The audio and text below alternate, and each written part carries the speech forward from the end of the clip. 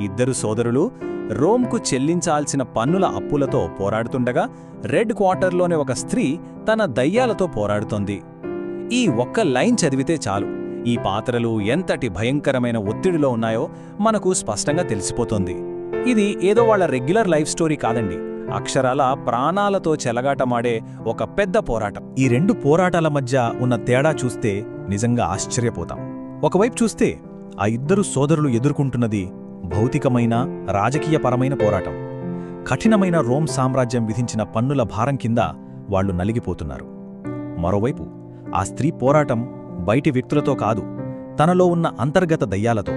అంటే ఒకటేమో బయటి శత్రువులతో చేసే పోరాటం, మరొకటి లోపలి శత్రువులతో చేసే తీవ్రమైన మానసిక ఆవేదన. అయితే ఇక్కడొక ఇంట్రెస్టింగ్ పాయింట్ ఉంది. ఆ సారాంశంలో ఎక్కడైనా వాళ్ల పేర్లున్నాయా?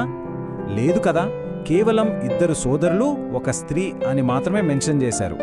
ఇది అనుకోకుండా జరిగింది కాదండి, ఉద్దేశపూర్వకంగానే వాళ్ల పేర్లను దాచిపెట్టారు. ఎందుకంటే సమాజంలో గుర్తింపు లేని పీకలోతు సమస్యల్లో కూరుకుపోయిన ఎంతోమంది అనామక వ్యక్తులకు వీళ్లు ప్రతినిధులు. ఈ చిన్ని టెక్నిక్ కథకు ఎంత పెద్ద పునాది